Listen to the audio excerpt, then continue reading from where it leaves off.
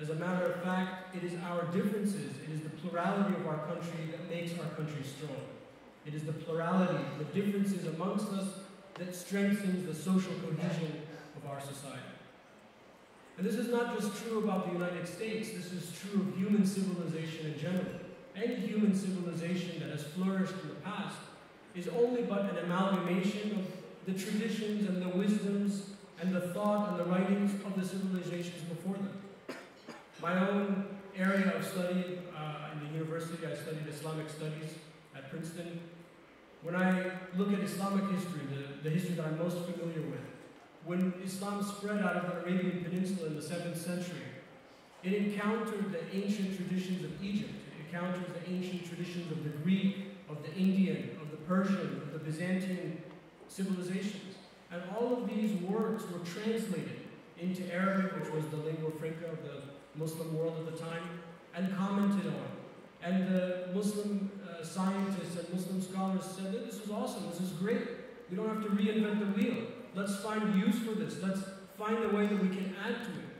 And when you go on in your careers and you study philosophy, in college, for example, Western philosophy, and you have to study philosophy, everything that we know about Socrates, everything that we know about Aristotle and about Plato only came from the Arabic translations of those sources.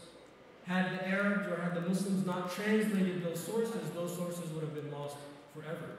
This is the nature of human civilization. Any civilization that has this attitude that diversity is strength flourishes and adds something to the human story.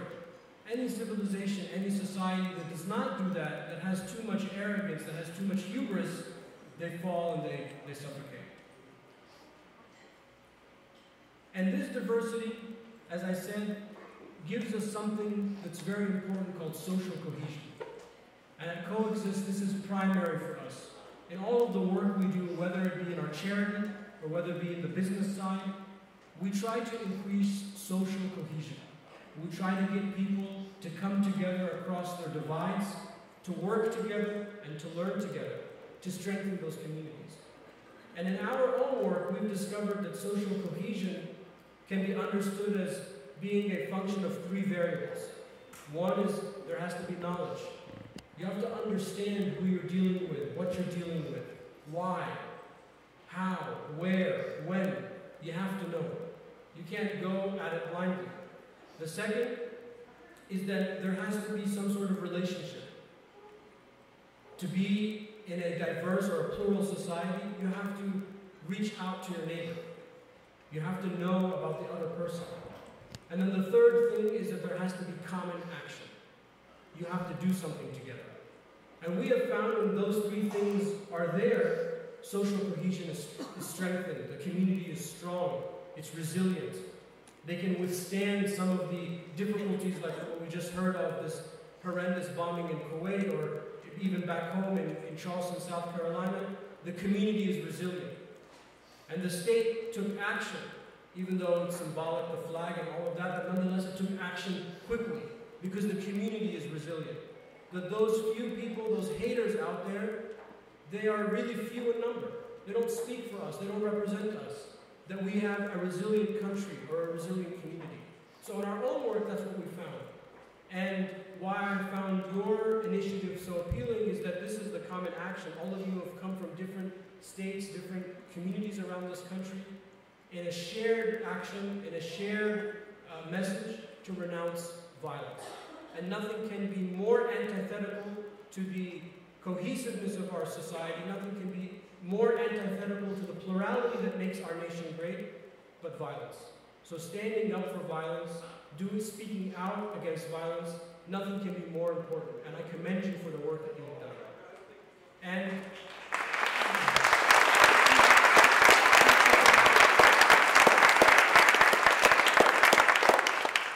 because I'm a little bit older than you and supposedly a little bit wiser, I was going to leave you with a couple of pieces of advice for the young ones, for the students. I want you to remember how you feel at these events. I want you to remember for the rest of your life how you felt writing those essays. And all of the things that you've heard and coming to our nation's capital and meeting each other. Remember that and don't lose that when you grow up. And don't let anyone tell you that you can't do good and have fun and make money at the same time.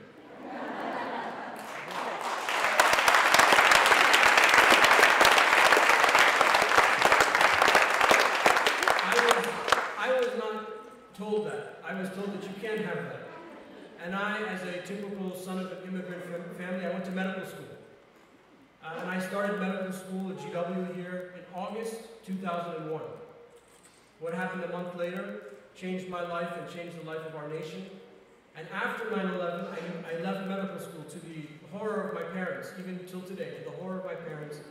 And I decided to find a better way to make a difference. And it's not been easy, but you find support and you find that there's nothing wrong with combining these passions. You can do good, you must do good. Because our nation, while it thrives at moments, it's broken at times. And while there is cohesiveness, it's fractured at times. And one of the things that fractures our nation, one of the things that fractures our communities is violence.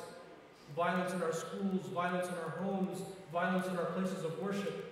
So you have to speak out against it because you are going to inherit the mess that we've left behind. So you have to do good, you can make a difference, and you can make money doing it. Thank you very much.